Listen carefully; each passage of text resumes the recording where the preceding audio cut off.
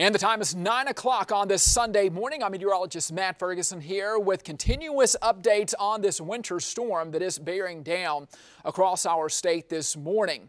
All across the region overnight, a mix of snow, sleet, and freezing rain began falling, and we still have the sleet and freezing rain out there, and that's going to continue all day long.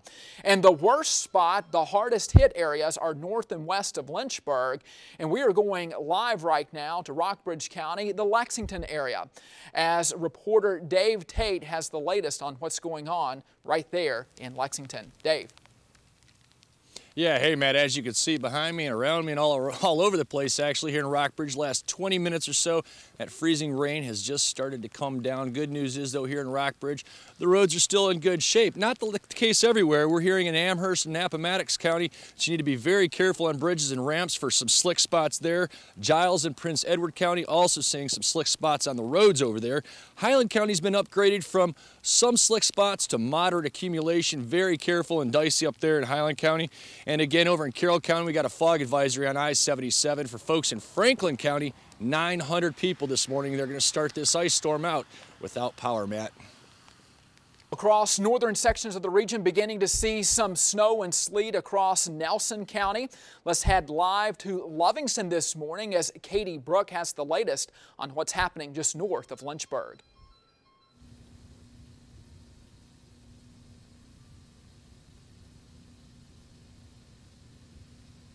We're here in Livingston and Nelson County along Route 29. Still not too much falling from the sky, although the skies are dark. We've had a little bit of drizzle that we've seen. I saw a VDOT truck go up and down the road, spreading salt. It seems that the road conditions are just fine.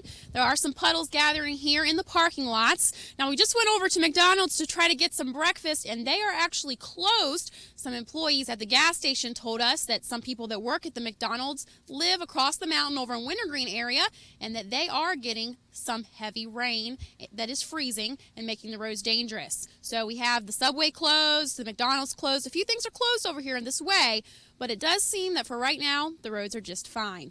Live here in Livingston, Katie Brooke, ABC 13 News. Katie, and that's going to be especially the case across the lower elevations, but right you are, the mountainous areas, we have temperatures in the lower 20s, upper teens, and that's where most of the ice will be on the roadways, especially the highest elevations above 2,000 feet high. Now let's check in with meteorologist Jamey Singleton, who has more on the roadways across the region. Jamey. Yeah, Matt, one of the neat things about our technology here at ABC 13, we have the ability to see VDOT cameras and put them on the air live for you across the area. And behind me, I have a lot dialed up here. We're starting out, you can see this is mile marker 118 in Christiansburg on Interstate 81. And the good news is VDOT was out prepared for this. The temperatures aren't cold, they're not below 25 degrees. So a lot of the traffic is certainly moving along. You can see that tractor trailer there, the top left of your screen, moving along pretty good there. In the center of your screen there, you can also see traffic moving along well. This is between Roanoke County and Montgomery County. And if you come back out, I'll just kind of explain what we're looking at, and then we'll pull it full again.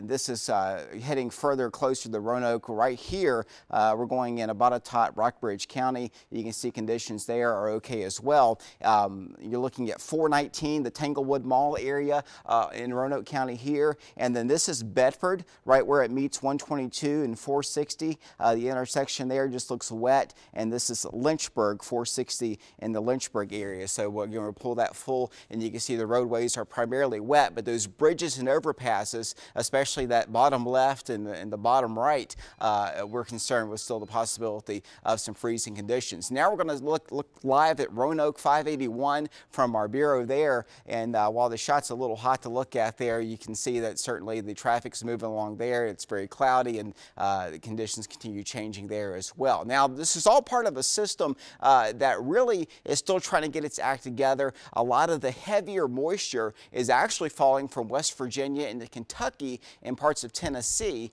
And Matt and I have been talking all morning. So far, what we have is more of a sporadic nature to this. It's falling in clumps, if you will, out there. You'll get a heavier dose of freezing rain, and then it'll to lighten up a little bit. You can see all the way down to South Carolina and Georgia, it's kind of sporadic.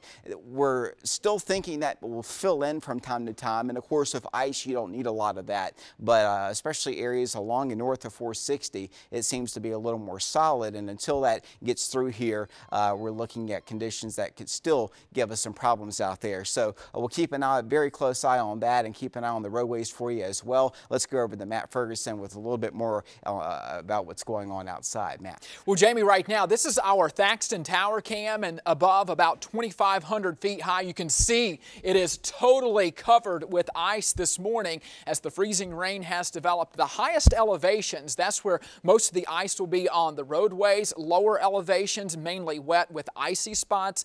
But the bigger story, the reason why we have this winter storm warning in effect all afternoon long and through Monday morning is because trees and power lines will continue to be coated with ice.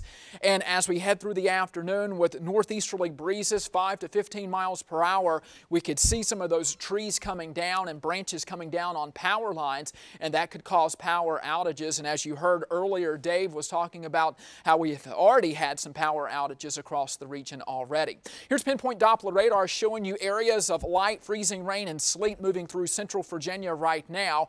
Off to the south and west, even more precipitation moving through the New River Valley, Roanoke Valley, but you can see here across south side it's more scattered in nature. Right now we have a temperature of 28 degrees in Lynchburg, 32 in Danville, 30 in, well now just updated there for you, 28 in Blacksburg, and look at that, 19 in Hot Springs. So the highest elevations, that's where we are going to have most of the snow and ice on the roadways. Off to the south and west, as Jamie was talking about, it is scattered in nature across North Carolina, so we'll have pockets of freezing rain and sleet through the morning hours, and that's confirmed here on Futurecast, showing the scattered nature of the precipitation through this morning into the early evening as well, and this sticks around into tomorrow also. But you can see here as temperatures climb slowly above the freezing mark tomorrow, you see all green on the map indicating it's just cold rain for tomorrow. All this is out of here tomorrow afternoon. So we're looking at anywhere between a half of an inch to an inch of snow, sleet, and ice across northwestern sections,